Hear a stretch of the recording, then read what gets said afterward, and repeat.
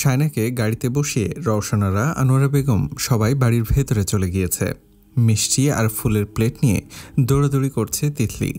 তাসনুভা সোফায় বসে পায়ের গোড়ালিতে লাগানো মিনি ব্যান্ডেজ খুলছে।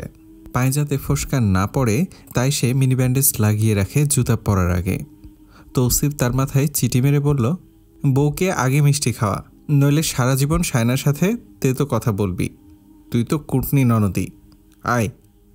তাসনুভা দাঁতে দাঁত চেপে ডাকল, তৌসিফ। তৌসিফ হাসতে হাসতে বেরিয়ে গেল। মিষ্টি, সন্দেশ, লাড্ডু আর নানা রকম ফুল ফল নিয়ে আসা হয়েছে। শায়নাকে বাড়ির সামনে এনে দাঁড় করিয়েছে তাসমিম। রওশনারা বলল, আগে ঘরে এনে বসা ওকে। আশেপাশে থাকা বৃদ্ধরা বলল, রায়হানের মা, আগে মিষ্টি মুখ করাও, তারপর বাড়িতে ঢুকবে। সবাইকে ডাকো, রায়হানের বউকে আগে মিষ্টি খাওয়াতে বলো। যায় যায় মিষ্টি সম্পর্ক হোক আগে। রওশনারা মুখের উপর কিছুই বললেন না। গোটা সিদ্দিক বাড়ির বড় বউ তিনি, সবাইকে সম্মান করেন, সবাইও তাকে সমীহ করে। রায়হানের বউ ঝিমলি এসে মিষ্টি মুখ করালো শায়নাকে। বলল, ঝগড়াঝাটি করে শায়নারই লাভ, বাপের বাড়িতে এক দৌড়ে চলে যেতে পারবে, লস আমারই। সবাই হাসলো তার কথা শুনে। রওশনারা তাসনুভা, তিতলি আর তাসমিমকে বলল, তোমরা মিষ্টি খাইয়ে দাও, অল্প করে দাও, ও খেতে চাইছে না। একে একে চাচি শাশুড়ি, খালা শাশুড়ি, ফুপো শাশুড়ি সবাই মিষ্টি মুখ করালো। পাশের পাড়া থেকে কয়েকটা মহিলা এসেছে নতুন বউ দেখতে। বাড়ির অনেকেও ক্লাব থেকে আগেভাগে চলে এসেছে, বিধায় বউ দেখতে পায়নি। তাই শায়নাকে আসা মাত্রই সবাই এসে ঘিরে ধরল দেখার জন্য। কেউ কেউ বলল, বাবা গো, শানুকে সত্যি সত্যি লন্ডনওয়ালার বউয়ের মতো লাগছে। বিয়ের শেষের দিকে রওশনারা স্টেজে বসে শায়নাকে গয়না, বালা সব পরিয়ে দিয়েছিলেন শায়নার পরিবারের সামনেই। গা ভর্তি সোনাদানা দেখে সবাই ফিসফাস করছে। আশরাফের মা একদম ছক্কা মেরে দিয়েছে, শানুকে তো পুরো টিভির নায়িকার মতো দেখাচ্ছে। একজন বলল, ওরে তো আকাশ ছোঁয়া ভালোবাসা সিনেমার নায়িকার মতো লাগতেছে। শায়নার কানে বাজছে কথাগুলো। অন্যজন টিপ্পনি কেটে বলল, ও শানু, একটু হাস, তুই তো চাঁদের মতো জামাই পাইছস। শায়না তোড়পে উঠল। মহিলাগুলো শায়নাকে ঘিরে ধরল। তার মুখের সামনে এসে শ্লোক গাইতে লাগলো। শুরুতে আস্তে আস্তে গাইছিল, কিন্তু কিছুক্ষণ পর গলা ফাটিয়ে শ্লোক গাইছে সবাই। শায়না বিরক্তি নিয়ে দাঁড়িয়ে রইল। তিতলি বলল, এরা কি শুরু করেছে? তৌসিফ মজা পাচ্ছে এইসব দেখে, সে ভিডিও করছে। তাসনুভা এসে কপাল কুঁচকে তাকালো, এরা পাগল নাকি? তৌসিফকে বলল, এদের থামাচ্ছ না কেন? মেজ ভাইকে এইসব পাঠাই। ভাইয়া কোথায়? বন্ধুদের সাথে। মহিলাগুলো একদম শায়নার মুখের উপর ঝুঁকে ঝুঁকে শ্লোক গাইছে। রওশনারা একটুর জন্য রান্নাঘরে গিয়েছিলেন। ফিরে এসে কিছু বলার আগেই দেখলেন তাজদার পেছনে এসে দাঁড়িয়েছে। তার এই চোখ মুখ চেনা রওশনারার। সে চেহারার রং পাল্টে গর্জে উঠে বলল, আই, কি হচ্ছে এখানে? মহিলাগুলো মুখে ঘোমটা টানল। কয়েকজন থেমে গেলেও অনেকে থামল না। রওশনারা আনোয়ারা বেগমকে ইশারা করলেন। তিনি এগিয়ে এসে তাজদারকে বললেন, ওরা চলে যাবে, কিছু টাকা পয়সা দেবে। পুরো কথাটা শেষ করার আগেই তাজদার সাফ সাফ জানিয়ে দিল, একটা টাকাও দেব না, যেতে বলো এদের। কানের কাছে কী সব শুরু করেছে? কোথায় লেখা আছে এইসব করতে হবে? এই এই মহিলারা! আঙ্গুল তুলে তুড়ি বাজালো সে। মহিলাগুলো তাকাতেই তাজদার তাদের সরে যেতে বলল। আনোয়ারা বেগম বলল, আল্লাহ, এইভাবে বলতে নেই তাজদার, ওরা রোজ আসবে না, তুমি ভেতরে যাও। এভাবে বলো না নতুন বউয়ের সামনে, যাও তো। তিতলি, তাসনুভা, নতুন ভাবিকে ভেতরে নিয়ে যাও। শায়নার পাশ কেটে তাজদার সিদ্দিকী ভেতরে চলে গেল। শায়নাকে সোফায় এনে বসানো হলো। নিজেদের মেয়েকে শ্বশুরবাড়িতে পাঠানোর পর বাপের বাড়ি থেকে কয়েকজন দেখতে যায়। আনিস, আশরাফ যাওয়ার সময় শারমিলা আর সাবরিনের স্বামীকে বলল যেতে। তারা যাবে না বলে দিয়েছে। আফসার সাহেব দুই জামাইয়ের উপর খেপেছেন। রাগত স্বরে বললেন, এত দোষ ধরে বসে থাকলে হয় না, ছেলেটা একটু এমনই, ওর কাজকর্মে রেগে থাকলে তো সমস্যা। স্টেজ ভেঙেছে ওর পছন্দ হয়নি বলে, কে কষ্ট পাবে সেটা ও ভাবেনি। সাবরিন বলল, আমাদের আগে বলে দিতে হতো, টাকাগুলো নষ্ট হতো না, সে নিজের পছন্দ মতো স্টেজ সাজাতো। শারমিলা বলল, আব্বা, নতুন জামাই পেয়ে এখন আগের দুটাকে চোখে দেখছে না, দোষ তো দেখছেই না। শারমিলা আরও কিছু বলতে যাচ্ছিল। শায়নার বড় দুলাভাই বলল, বাদ দাও, এইসব কথা বললে ঝামেলা বাড়বে। আফসার সাহেব বললেন, জামাই, শানুকে দেখে আসো। শারমিলা বলল, আবার অপমান হতে যাবে? আম্মা, আব্বাকে কিছু বলবে না? আব্বা কোন আক্কেলে ওই বাড়িতে যেতে বলছে তোমাদের জামাইকে? আশরাফ এসে বলল, সবাই চুপ যাও এখন, ও আসছে বোধহয়। শাহিদা বেগম বললেন, কে? শাওন ছুটে এসে বলল, এই সবাই চুপ, তাজদার ভাই এসেছে। মুহূর্তেই সবার গলার সুর পাল্টে গেল, সবাই নড়ে চড়ে দাঁড়ালো। তাজদার মাথা নামিয়ে চৌকাঠ পার করে ঘরে ঢুকে শায়নার দুলাভাইদের বলল, জামিল ভাই, ইমতিয়াজ ভাই, আসেন, চা ঠান্ডা হয়ে যাচ্ছে। জামিল ইমতিয়াজের দিকে তাকালো, ইমতিয়াজ জামিলের দিকে। আফসার সাহেব হেসে উঠলেন, হ্যাঁ আমি ওদের পাঠাচ্ছিলাম, যাও যাও তোমাদের বোনকে দেখে এসো। আশরাফ, আনিস, তোরাও যা, দেখে আয় আমার মেয়েটাকে। তাজদার জামিল আর ইমতিয়াজকে নিয়ে বেরিয়ে গেল। শায়নাত তখনও সোফায় বসেছিল। বাড়িতে দুলাভাইদের ঢুকতে দেখল সে, তারা এলো। সে হঠাৎ খুশি হয়ে গেল, পেছন পেছন ফোনে চোখ রাখে তাজদার সিদ্দিকী। বাড়িতে ঢুকছে দেখে কপাল কুঁচকে গেল। বাড়ি গিয়ে ডেকে এনেছে নাকি? দুলাভাইরা এসে শায়নাকে মিষ্টি খাইয়ে বলল, আমরাও ওই বাড়ির জামাই, শ্বশুর বাড়িতে বেড়াতে এলে আপনার সাথে দেখা সাক্ষাৎ হবেই। শায়না মুখ গোমরা করে বলল, তোমাদের ডেকে এনেছে নাকি? হ্যাঁ, আমাদের খুশি করার জন্য বলেছে অলিমার স্টেজ আমাদের পছন্দ মতো বানাতে। শায়না বলল, নাটক করতে ফার্স্ট। শায়নাকে নিয়ে গেল তিতলি। তাজদার সবার সাথে বসে চা খেতে খেতেই গল্পগুজব করছে। শায়না তিতলির ঘরে বসেছে চুপচাপ। তাসনুভা তিতলি তাকে কোন শাড়িটা পরাবে সেটাই ভাবছে। শায়নার হোয়াটসঅ্যাপে হঠাৎ একটা মেসেজ এলো। সে নিজের অজান্তেই মেসেজটা সিন করলো। তাজদার সিদ্দিকী একটা ব্রাইড আনবক্সিং ভিডিও পাঠিয়েছে। শায়নার গায়ের লোম দাঁড়িয়ে পড়ল। ভিডিওতে বর কনের গয়না খুলে দিচ্ছে। ভিডিওটাতে আপত্তিকর কিছুই নেই, খুবই নর্মালি হেসে হেসে ভিডিওটা করা। সে রাগে ক্ষোভে স্ক্রিনশট তুলে হোয়াটসঅ্যাপ গ্রুপে দিয়ে দিল। সবাই সিন করে চুপ করে আছে। তিতলি আর তাসনুভা শাড়ি চেঞ্জ করার কথা বলছে না। ভাই বোনদের সামনে তাজদার সিদ্দিকীকে অপমান করে শায়নার শান্তি লাগছে। কিছুক্ষণ পর দেখা গেল তাজদার সিদ্দিকী গ্রুপ থেকে লিভ নিয়েছে। শায়নার পৈশাচিক আনন্দ শুরু হলো। তার দুলাভাইরা চলে যাওয়ার পর আনোয়ারা বেগম এসে তাজদারকে বললেন, এলো কিভাবে? দেখে তো মনে হচ্ছে রাগ কমেছে। তাজদার চলে যাচ্ছিল। দাদিমার প্রশ্নে থেমে গেল। গম্ভীর মুখে বলল, ডাকতে গেলে আসবেই, সেটাই স্বাভাবিক। অবশ্য সে যখন শায়নাদের ঘরে পা রেখেছে তখনই সবার চোখ মুখ দেখে বুঝে গিয়েছিল তাকে নিয়ে তর্ক বিতর্ক হচ্ছিল এতক্ষণ। দাদিমা তার কথা শুনে হতাশ নিঃশ্বাস ছাড়লেন। নিজেই ঝামেলা, আবার নিজেই সব কিছুর সমাধান।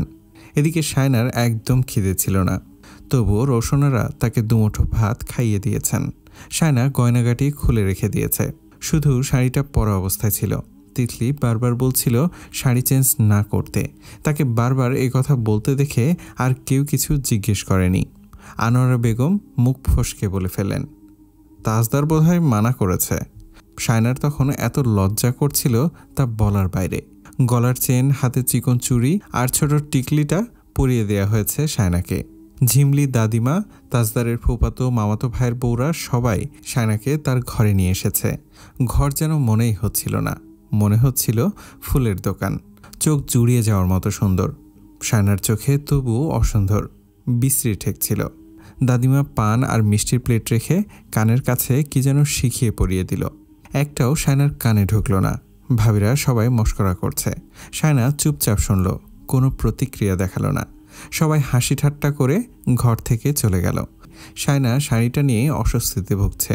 সে বিছানা থেকে নেমে কাঁধের কাছে পিনটা ছাড়িয়ে নেওয়ার চেষ্টা করলো। পিন ছাড়াবে তখনই দরজার বাইরে কেউ গলার ভেতরে শব্দ করল। শায়নার আঙুলে পিন বেঁধে গেল। পিনটা ছাড়ানো গেল না। সেটি খোলা অবস্থায় কাঁধের কাছটাই থেকে গেছে। আঙুলে যন্ত্রণা হচ্ছে। শায়না আঁচলটা টেনে মাথায় তুলল দ্রুত। নিজেকে ঢেকে ঢুকে এমনভাবে দাঁড়ালো যাতে তার মুখও দেখা না যায়। তাজদার সিদ্দিকী ঘরে পা রেখে তার দিকে তাকিয়ে দরজা বন্ধ করে দিল। ধূপধাপ শব্দ করে কাবাট খুলল, বন্ধ করল। আচমকা ঘরের আলো কমে এলো। শায়নার সামনে এসে দাঁড়ালো ছায়াটা। শায়না ঘোমটার আড়াল থেকে চোখ তুলে তাকালো। তাজদার ভ্রু নাচালো। শায়নার নিঃশ্বাস ফেঁপে উঠেছে। সে নিঃশ্বাস ফেলেছে কি ফেলেনি নিজেও জানে না। তাজদার সিদ্দিকী তার পাশ কেটে চলে গেল। আবারও গা ঘেঁষে একদম বাহুতে বাহু লেগেছে।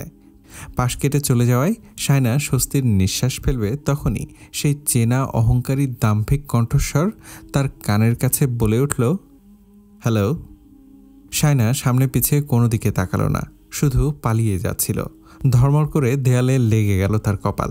মাথাটা ঘুরে উঠল, চোখ মুখ অন্ধকার, কানের ভেতর শোষো আওয়াজ করছে।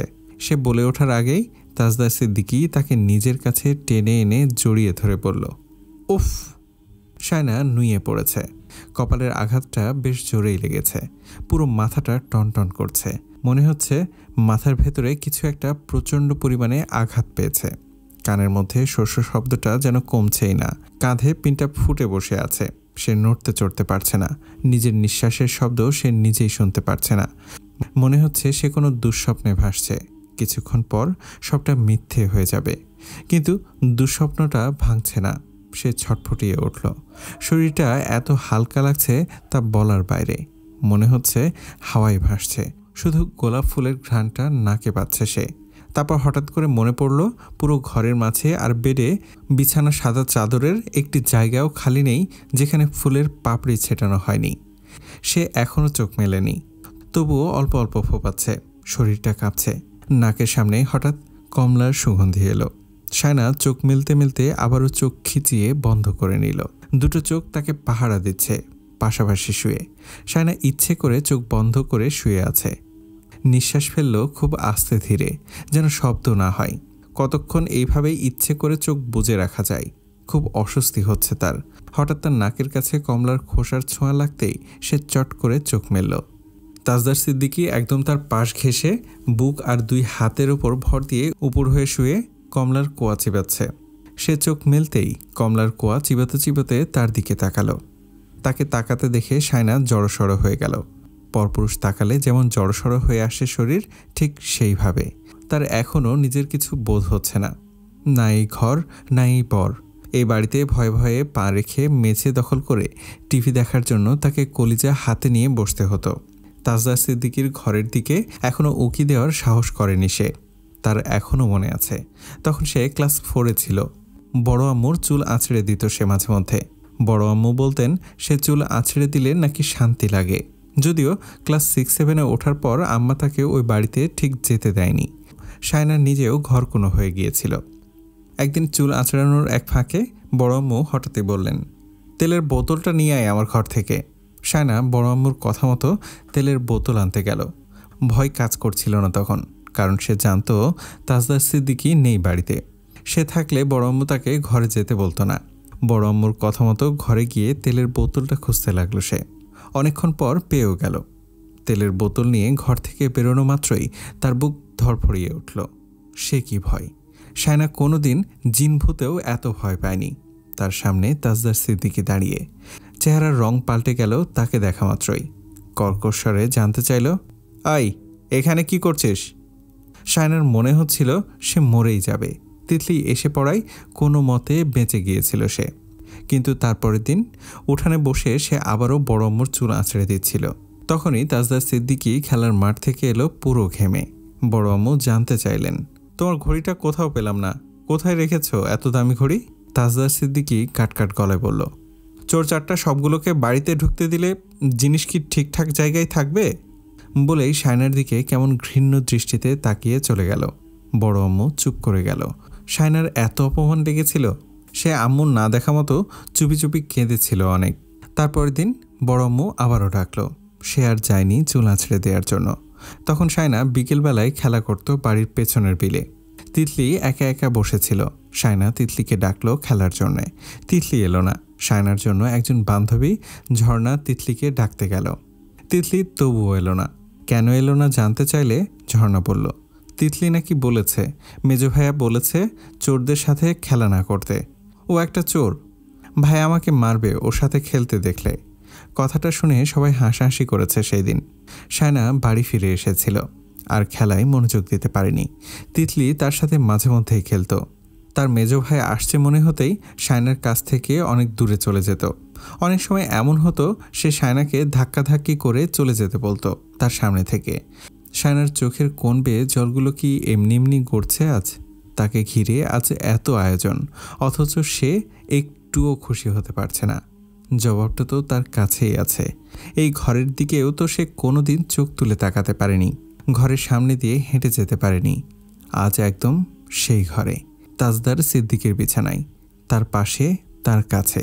এটা তার কাছে দুঃস্বপ্নের মতো। সে কখনো চায়নি এমন, বরং সে মনে মনে চাইতো তার জীবনসঙ্গী যেন এমন না হয়। সে আলতো করে সরে পড়ছিল। তাজদারের এক হাত তার পাশে এসে দেয়ালের মতো বিছানায় চেপে বসল। শায়না আটকে গেল, অবাক দৃষ্টিতে তাকালো তাজদারের দিকে। কান্নার দলা পাকিয়ে তার গলার কাছে এসে থমকে গেছে। তাজদার তাকে বুকের নিচে টেনে নিল, তার মুখের উপর ঝুঁকে বলল, 116 phone calls, 73 messages, but no reply. Why? বলেই ঠোঁট উল্টালো। শায়না নড়ে চড়ে উঠল। অল্প অল্প কাঁপছে সে, কাঁদুনির তালে। মুখটা হালকা ফিরিয়ে নিয়ে এলোমেলোভাবে বলল, আমি ঘুমাবো, ঘুম পাচ্ছে, কাঁধে লাগছে আমার, ভালো লাগছে না আম্মা। ঠোঁট ভেঙে কান্না এলো তার। অভ্যাসবশত অস্পষ্ট স্বরে মাকে ডেকে ফেলল সে। পাশ ফিরে গিয়ে এলোমেলো সুরে কি যেন বিড়বিড় করতে করতে কাঁদতে লাগলো। হাত পা কেমন খিচে যাচ্ছে তার, নিঃশ্বাস ফেলতে কষ্ট হচ্ছে। মোচড়াচ্ছে সে। তাজদার সিদ্দিকী তার পিঠের নিচে হাত গলিয়ে টেনে এনে বুকের সাথে শক্ত করে জড়িয়ে ধরে আলতো করে তার গালটা শায়নার গালে চেপে ধরল। কান্নার চোটে শায়নার গোটা শরীরটা দুলে উঠল। তাজদার সিদ্দিকী তার খসখসে গালটা জোরে শায়নার কোমল ত্বকে আরও চেপে ধরল। নাক ঠোঁট ডুবিয়ে দিয়ে বলল, রিল্যাক্স। সকাল 8টার দিকে শায়নার দাদিমা এলো নাতনিকে দেখতে। নতুন শাড়ি পরেছে, মুখে তিব্বত পাউডার মেখেছে, নতুন স্যান্ডেল পায়ে দিয়েছে। দাদিমা দেখতে এমনিতেই সুন্দর। শায়না তার দাদিমার মতো হয়েছে দেখতে। নাতনিকে খালি হাতে দেখতে আসেননি তিনি। 1 কার্টুন মিষ্টি আর নিমকিও এনেছেন। শায়নার ঘরে তখন আত্মীয় স্বজনেরা ভরা। সবাই বউ দেখতে ভিড় জমিয়েছে ঘরে। শায়নাকে এটা ওটা জিজ্ঞেস করছে, শাড়ি গয়না দেখছে। তার ভাইরা কে কি করে সব জানতে চাইছে। শায়না সংক্ষিপ্ত আকারে উত্তর দিচ্ছে। শায়নার দাদিমাকে তিতলি ঘরে নিয়ে এলো। দাদিমা ভিড় দেখে বললেন, সবাই তো নতুন বউ দেখছে, আমি ভুল সময় এলাম নাকি? মেহমানরা একটু সরে গেল। তিতলির মেজ ফুপি বলল, না চাচি, আসো, তোমার নাতনির সাথেই গল্প করছি সবাই। তিতলি সবাইকে নিয়ে গেছে, তারা দাদি নাতনি কথা বলুক। দাদিমা শায়নার গালে হাত বুলিয়ে দিলেন, গালের সাথে গাল লাগিয়ে আদরও করলেন। শায়না সরে বসল, মুখ ফিরিয়ে রাখল। দাদিমা তার চুলের সিথিতে হাত দিয়ে মালিশ করে দিতে দিতে বললেন, কিছু খাসনি? শায়না হাত সরিয়ে দিয়ে বলল, চুল বেঁধেছি, নষ্ট করে দিচ্ছ। দাদিমা তার মুখের দিকে তাকিয়ে রইলেন। শায়না একটু করে ফিরে তাকালো দাদিমার দিকে। এভাবে কি দেখছ? বেটা তোরে কাল রাতে কিছু খাইতে দেয় নাই? উপহার দেয় তো? শায়না চুপ। দাদিমা আরও খোঁচালেন, আদর টাদরও দেয়নি? বেটা তো কিপটা না। শায়না রাগান্বিত দৃষ্টিতে তাকালো। দাদিমা বললেন, ও মা, এমন করে তাকাচ্ছিস কেন? ভুল কি বলেছি? হাতটাও ধরে নাই? বলেই শায়নার হাত ধরলেন। শায়না হাত ছাড়িয়ে নিয়ে বলল, তোমাকে এখানে কে আসতে বলেছে? যাও এখন, যখন তখন এখানে আসবে না। আমি লন্ডনওয়ালার সাথে কথা বলবো, তারপর যাব। তোর কথায় চলে যাব নাকি? শায়না বিড়বিড়িয়ে বলল, নাটক করতে আসছে। দাদিমা বললেন, রাতে ঘুমাইছিস? চোখের নিচে কালি পড়ছে কেন? শায়না শক্ত কণ্ঠে বলল, না ঘুমাইনি। বেটা ঘুমোতে দেয়নি? তুমি জেনে কি করবে? না জানলে শিখিয়ে দেব। শায়না রেগে মেগে বলল, তুমি এখান থেকে না গেলে আমি চেঁচাবো। এটা তোর বাপের বাড়ি নাকি যে চেঁচাবি? বুঝতে পারছি রাতে ঘুমাসনি, তাই মেজাজ কড়া হয়ে আছে। হ্যাঁ ঘুমাইনি তো? তো আবার কি, বেটা তো এমনি এমনি জাগিয়ে রাখিনি তোকে, কিছু তো দিছে। দেখি দেখি, মুখ ফিরা। শায়নার মুখ ফিরিয়ে দেখলেন উনি। শায়না হাতটা সরিয়ে দিয়ে বলল, তুমি যাবে কি না যাবে না? দাদিমা হাসলেন, বেটা সোহাগ টোহাগ দেয় নাই। শায়না এবার রেগে মেগে দাঁড়িয়ে পড়ল, জোরে তিতলিকে ডাকল। তিতলির বদলে তাজদার ঘরে ঢুকে এলো, একটা বড় সড়ো কাগজের কার্টুন নিয়ে, পরনে কালো শার্ট। শায়না তাকে দেখে চুপচাপ আবারও পালঙ্কে বসে গেল। দাদিমাকে দেখল তাজদার। কার্টুনটা রেখে হাত ঝাড়তে ঝাড়তে দাদিমাকে বলল, মিষ্টি আনতে বলি?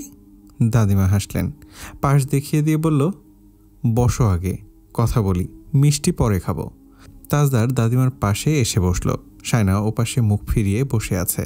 দাদিমা বললেন, আমার নাতনিকে নাকি ঘুমাইতে দাও নাই, চোখের নিচে কালি পড়ে গেছে। আমাকেই তো ঘুমাতে দেয়নি। কারণ কি? কাঁদাইছ? আমি ওর চোখ মুখ দেখা বুঝতে পারি। কেন কাঁদাইছ? আমাকে দেখে কেঁদেছে।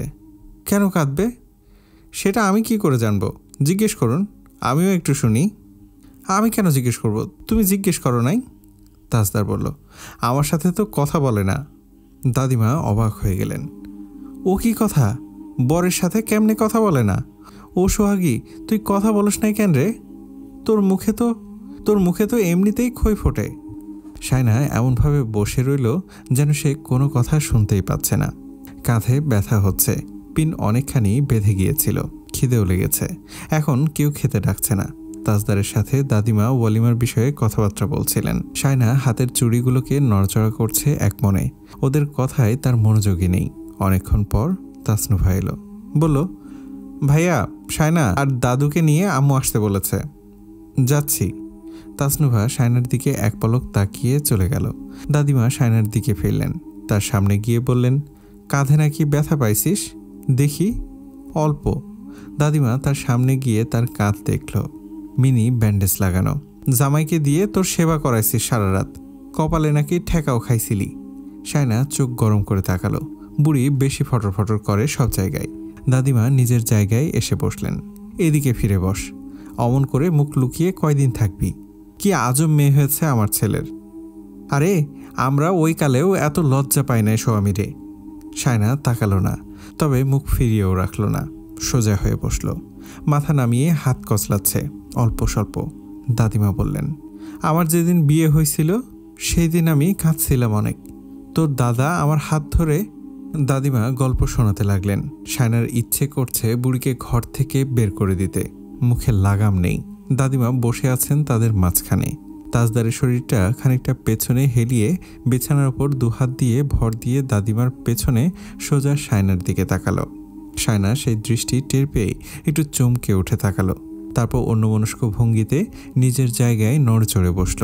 অস্বস্তি লাগার কাছে অস্বস্তি গলার কাছে চেপে বসল। নিঃশ্বাসটাও ভার ভার। তাজদার সিদ্দিকী গা ঝাড়া দিয়ে উঠে পড়ল। দাদিমাকে বলল, আসুন, মেহমানকে এতক্ষণ নাস্তা না খাইয়ে বসিয়ে রাখলাম। দাদিমা বিছানা থেকে উঠে দাঁড়ালো। শায়না দাদিমাকে ফিসফিস করে বলল, বেয়াদব দুটো একসাথে হয়েছে।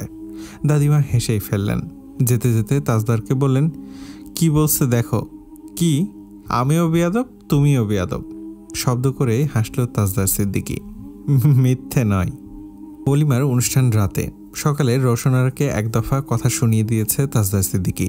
কারণ ওলিমার যে গরু কেনা হয়েছে সেটা তাজদার পছন্দ করেনি। গরুটা আবার অন্যত্র বিক্রি করে নতুন একটা কেনা হয়েছে। 8,000 টাকা লস হয়েছে এতে। দ্বিতীয় গরুটাও তার পছন্দ হয়নি তেমন।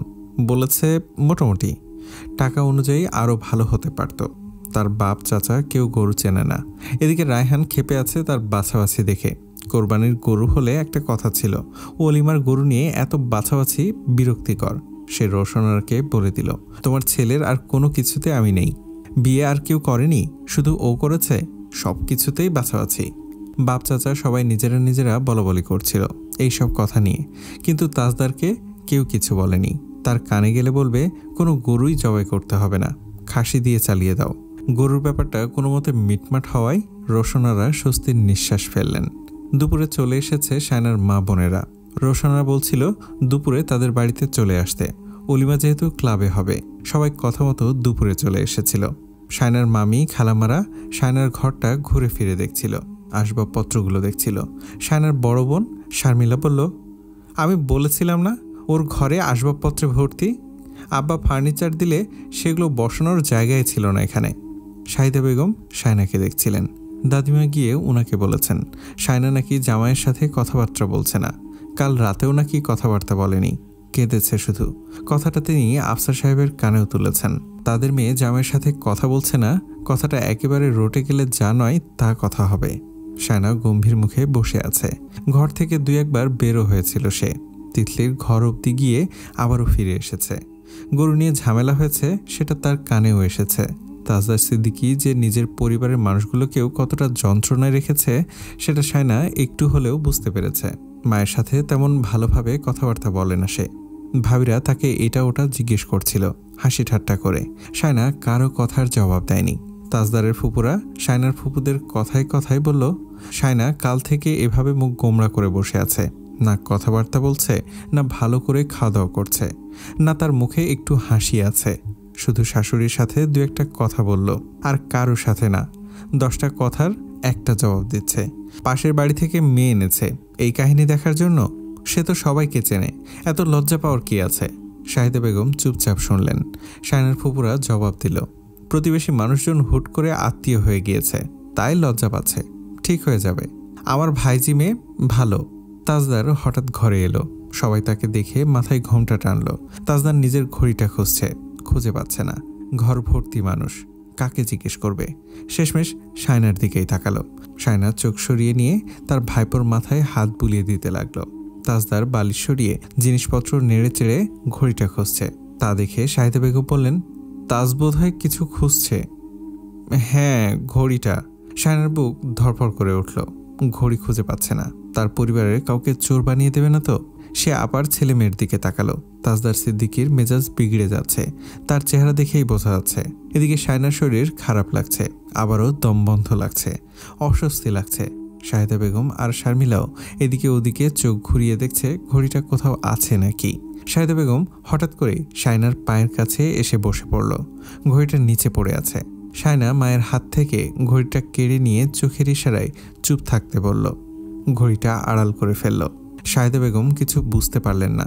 তাজদার ঘর থেকে বেরিয়ে গিয়ে তিতলি আর তাসনুভাকে ডাকাডাকি শুরু করে দিল। রওশনা রায় এসে বলল, ওরা গোসলে গিয়েছে। কি হয়েছে? ঘড়িটা কোথাও খুঁজে পাচ্ছি না। শায়নাকে জিজ্ঞেস করেছ? তাজদার কোনো জবাব দিল না। রওশনারা ঘরে এসে শায়নাকে বলল, ওর ঘড়িটা নাকি খুঁজে পাচ্ছে না। শায়না বলল, আমি দেখিনি, একটু খুঁজে দেখো। শাহিদা বেগম ঘর খালি করে দিয়েছেন। ঘরে শুধু শায়না আর তিনি। তাজউদ্দিন সিদ্দিকী ডাকতেই তিনি চলে গেলেন। ঘরে তখন তাজদার ঢুকলো। শায়না বালিশের নিচ থেকে ঘড়িটা তুলে বিছানায় ছুঁড়ে মারল। তাজদার ঘড়িটা নিয়ে হাতের কবজিতে পড়তে পড়তে বলল, ওটা লুকিয়ে রাখার কোনো রিজন আমি দেখছি না। বালিশের নিচে আমি আগেই চেক করেছিলাম। শায়নার একটাই জবাব, চুরি করেছি। বলেই সে চুপচাপ হেঁটে বেরিয়ে গেল ঘর থেকে। অলিমার অনুষ্ঠানে শায়না লেহেঙ্গা পরেছে, ল্যাভেন্ডার পিঙ্ক। লেহেঙ্গাটা সবার পছন্দ হয়েছে। খাবার দাবারের এলাহি আয়োজন। সবাই তাজদার সিদ্দিকীর প্রশংসায় পঞ্চমুখ। শায়নার ভাগ্য নির্ধারণ করে ফেলেছে সবাই। তিক্ত বিরক্ত হয়ে সবার কথা শুনল শায়না। দাদিমা তাকে বোঝালো, পরের ঘর করতে হলে জেদ রাখতে নেই, এটা সেটা। শায়না শুনল এক কান দিয়ে, বের করে দিল আরেক কান দিয়ে। তাজদার সিদ্দিকী কালো শেরওয়ানি পরেছে। নিজের হাই প্রোফাইলওয়ালা আত্মীয় আর বন্ধু বান্ধবদের আপ্যায়নে ব্যস্ত সে। অনেক ছবিও তোলা হলো, ভিডিও শ্যুট হলো, আউটডোর শ্যুটও হয়েছে। শায়নার রীতিমতো ক্লান্ত বোধ করছিল, কিন্তু তাসনুভার ক্লান্তি নেই। হিসেব করলে দেখা যাবে সে শায়নার চেয়েও বেশি ছবি তুলেছে। তাজদার সিদ্দিকী তার বন্ধুবান্ধবদের সাথে খেয়ে ফেলেছে এক টেবিলেই। শায়না, তার দুলাভাই আর ভাইরা এক বেঞ্চে বসেছে। তিতলি তৌসিফও এসে বসলো। খাওয়া দাওয়া সবে মাত্র শুরু হয়েছে। তাজদার সিদ্দিকী তাসমিমের ছেলে সিনানকে নিয়ে আসছিল। কথা বলতে বলতে সবাইকে হেসে হেসে খাওয়া দাওয়া করতে দেখে সে হঠাৎই থমকে গেল। এক দৃষ্টিতে চেয়ে রইল, বিশেষ করে শায়নার দিকে। সে হাসছিল খাওয়ার সময়, আর এক মুহূর্তও না দাঁড়িয়ে সে চলে গেল সেখান থেকে। খাওয়া দাওয়ার মাঝপথে তখনই তাসনুভা এসে বলল, শায়না, তুমি ভাইয়াকে না ডেকে খেতে বসে গেলে কেন? শায়না তার বড় দুলাভাইয়ের পাশেই বসেছিল। বড় দুলাভাই বললেন, তাজদার সাহেব তার বন্ধুদের সাথে বসেছেন শুনলাম। কি যেন বলল। তাসনুভা রাগান্বিত স্বরে বলল, সবার আক্কেল দেখে আমি অবাক। শায়না, তুমি ওঠো, ভাইকে ডেকে নিয়ে আসো। আনিস শান্তভাবে শায়নাকে বলল, খেয়ে নে, কোথাও যেতে হবে না। তাসনুভা ফের জেদ দেখিয়ে বলল, শায়না, তুমি ওঠো বলছি, ওঠো। আনিস গর্জে বলল, ও যাবে না। খাওয়ার পাত থেকে উঠবে কেন? আশ্চর্য। তাসনুভা এবার আনিসের দিকে তাকালো। আপনার বোনের আক্কেল নেই? তার জেনে নেওয়া উচিত ছিল না তার বর খেয়েছে কিনা? খেলেও বরকে নিয়ে খেতে বসতে হয়, এটা জানে না? নিজের লোকজন নিয়ে খেতে বসে গেছে, যেন কতদিনের অভুক্ত সবাই। ডিসগাস্টিং। আনিস তার দিকে তাকালো ক্ষোভ সমেত। তারপর ভাতের পাত থেকে উঠে গেল। তৌসিফ চেয়ার ছেড়ে উঠে দাঁড়ালো। দৌড়ে গিয়ে তার হাত ধরে বলল, আনিস ভাই, কেন রাগ করছেন? বসেন, রাগ করবেন না। ওর কথায় রাগ করছেন? বলতে বলতে তাসনুভার দিকে তাকালো খেপাটে দৃষ্টিতে। তিতলি রোস্টের গায়ে কামড় দিতে দিতে বলল, একটু খেতে বসেছি, সেখানেও শান্তি নেই। আনিস তৌসিফের হাত থেকে নিজেকে ছাড়িয়ে নিয়ে চলে গেল। শায়নার দুলাভাইরাও উঠে গেল। সবাই উঠে গেল একে একে, শুধু শায়না বসে রইল। শাহিদা বেগম এসে বলল, জামাই খেয়েছে কিনা আগে দেখবি না? সবাইকে নিয়ে খেতে বসছিস, অথচ জামাইয়ের খোঁজ করলি না। রোশনারাও এসে দাঁড়িয়েছেন পেছনে। শায়না বলল, অত দামি মানুষ আমার সাথে বসে খাবে? রোশনারা বললেন, আনুষ্ঠানিকতা মানতে হবে না? তিতলিকে দিয়ে একবার ডাক পাঠালে তো হতো। শায়না ওনার দিকে অবাক চোখে তাকালো। তাকে দোষারোপ করছে বড় আম্মু। তাজদারের খালামারায় এসে বলল, নিজের বোনের জামাই আর ভাইদের নিয়ে খেতে বসে যেতে আমি আর দেখিনি। আমার আপা দেখে শুনে কী বউ নিয়ে এলো আল্লাহ জানে। এইসব শিখিয়ে দিতে হয় মানুষকে? তার বউ তাকে রেখে সবার সাথে ভাত খাচ্ছে হেসে হেসে, এটা মানার মতো? তৌসিফেরও আজ কি হলো? ভাইকে খুঁজলো না কেন সে? তৌসিফ বলল, ভাই তো তার স্যারদের গাড়িতে তুলে দিতে গিয়েছে। ভাবলাম আর ক্লাবে ফিরবে না, বাড়ি চলে যাবে। আমি যাইনি, তাই শাওনের সাথে বসে গিয়েছিলাম। এত কাহিনী হবে তা তো জানতাম না। শায়নাকেও আমরা জোর করেছি। তাজদারের ফুপুরা বলল, দোষ তো বউয়ের। ও জামাই রেখে খেতে বসলো কেন? এত বড় মেয়ের আক্কেল নেই? কচি খুকি তো আনেনি বউ করে। জামাইয়ের সাথে ছবি তুলতে অনীহা, ভাত খেতে অনীহা। দেখতে পাচ্ছি তো সব। বেশি বেশি পেয়ে গেলে উগলে দেয় না মানুষ? এই মেয়েরও হয়েছে সেই দশা। শায়না আপন মনেই কাঁদছিল। আনিসা এসে বলল, আপনারা সবাই মিলে ওকে দোষারোপ করছেন কেন? ওকে তো তৌসিফ আর তিতলির জোর করায় ও খেতে বসেছে। আমরা তো সবাই ছিলাম। তাজদারের ফুপু খালা মামিরা এক একজন এক এক কথা বলতে লাগলো। কথাগুলো যথেষ্ট কাউকে কাঁদানোর জন্য। এমন কথা কেউ শত্রুকেও বলে না। তাসনুভা তাসমিন তো আছেই সাথে। আনোয়ারা বেগমও শায়নার পক্ষে দাঁড়ালেন না। নাতি রাগ করে চলে গিয়েছে ক্লাব থেকে, এটা তাদের কাছে অপমানের। আনিস বলল, আমার বোনের এতই যখন, তখন ওকে আর আপনাদের বাড়িতে দিচ্ছি না। এই চল বলেই সে শায়নার হাত ধরে নিয়ে চলে যেতে লাগলো। সাবরিনকে বলল, ওকে নিয়ে গাড়িতে ওঠ, এরা সবাই ওকে কথার বানে মেরে ফেলবে। রওশনারা পেছন থেকে বললেন, আনিস কি করছো? ঝামেলা বাড়িও না। আনিস কথা শুনল না। সাবিনাকে বলল, ভাবি গাড়িতে ওঠো। সাবিনা শায়নাকে নিয়ে গাড়ির দিকে এগোচ্ছে। পরিস্থিতি উত্তেজিত। এ ওকে ডাকাডাকি করছে, সে আরেকজনকে ডাকাডাকি করছে। শাহিদা বেগম বললেন, ও আনিস, এভাবে নিয়ে যেতে পারো নাকি? কথা শোনো। তাসনুভা বুকে হাত ভাঁজ করে দাঁড়িয়ে কাণ্ড কারখানা দেখছে। বিরক্তির সুরে বলল, নিয়ে যাক। আমার ভাই মরে যাচ্ছে তাদের বোনের জন্য, যত সব। শায়নাকে গাড়িতে বসিয়ে দিয়েছে আনিস। সাবিনাও উঠে বসেছে। তৌসিফ এসে বলল, আনিস ভাই, মেজো ভাই কিন্তু এত কিছু বলেনি। মহিলারা এত সব রটিয়েছে। আপনি মেজো ভাইয়ের সাথে কথা না বলে মাথা গরম করছেন। আনিস কথা শুনল না। তেজ শুধু ওদেরই আছে? জেদ শুধু ওরাই দেখাতে পারে? জেদ তেজ ঘৃণা আমাদের নেই? গাড়ি ছেড়ে দিল। শেষ মুহূর্তে এসে সবাই হাল ছেড়ে দিল। মুরব্বীরা ছিল না, নইলে ঘটনা আরও অনেক দূর অব্দি এগোত। শায়না নিজের ঘরে চুপচাপ বসেছিল। ক্লাবে কি হচ্ছে সে জানে না, তার ভয় করছে। মেজো ভাইয়া সহজে রাগে না, কিন্তু একবার রাগলে সহজে থামার নয়। সাবিনা ফোনে এক নাগারে কথা বলে যাচ্ছে কারোর সাথে। শায়না নিজের ঘরে অস্থিরভাবে পায়চারি করছে। শেষমেশ শান্ত হয়ে বসে তিতলিকে ফোন করলো। তিতলি বলল, ক্লাবে বাবা কাকাদের মধ্যে কথা হচ্ছে, তর্ক লেগে গেছে। পুরনো কথাবার্তা তুলে তর্ক বিতর্ক আরও জোরে সোরে লেগেছে। শায়না সাবিনাকে ডাকল। সাবিনা সাড়া দিল না। কিছুক্ষণ পর তার গলার আওয়াজ শোনা গেল, জি। শায়না ঘরে আছে? আসুন না। কে এসেছে? কৌতূহলে শায়নার দরজা খুলছিল। তার আগেই দরজা ঠেলে ঘরের চৌকটি পেরিয়ে ঘরে পা রাখল তাজদার। শায়না শুকনো ঢোক গিলে ঘুরে দাঁড়ালো। শক্ত কণ্ঠে বলল, আমি যাব না। কেউ যেন আমাকে জোরাজুরি না করে। এইসব নাটক দেখতে আমার ভালো লাগছে না। আমি এখানে থাকবো, সবাই বাড়ি ফিরুক, ঘরটা খালি করা হোক বলে লেহেঙ্গা তুলে হেঁটে চলে যাচ্ছিল বাইরে। তাজদার সিদ্দিকী তাকে 5 কোল করে তুলে নিল। হকচকিয়ে গেল শায়না। তাজদারের মুখের দিকেই তাকালো। তাজদার রক্ত গরম চাহনিতে তাকালো। তারপর তাকে নিয়ে বেরিয়ে যেতে যেতে বলল, আছাড় মেরে তুলো বের করে ফেলবো আর একটা কথা বললে। শায়না তবুও ধস্তাধস্তি করে কোল থেকে নেমে গেল। উঠানে বাড়ির মানুষ, ভাবি বারান্দায় দাঁড়িয়ে। 2-1টা গাড়িও এসে থেমেছে বোধহয়। তাজদার তার হাতটা ধরে রেখেছে। শায়না হাতটা ছাড়িয়ে নিতে নিতে তার দিকে চোখ তুলে তাকালো। বলল, আমি এভাবে যাব না, বাইরে অনেক মানুষ। মেজো ভাইয়া চলে আসতে বলেছে। আমি এভাবে এখান থেকে যেতে পারবো না, ভাইয়া আরও রেগে যাবে। তাজদার তার হাত শক্ত করে ধরে রেখে অন্য হাতে ফোনে হয়তো কাউকে ডায়াল করছে।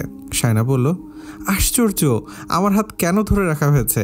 রোজ রোজ এইসব নাটক দেখতে আমার ভালো লাগছে না। ঘরে গিয়ে সমাধান করুক, আমাকে নিয়ে টানাটানি কেন? তাজদার ফোন থেকে চোখ সরিয়ে তার দিকে তাকালো।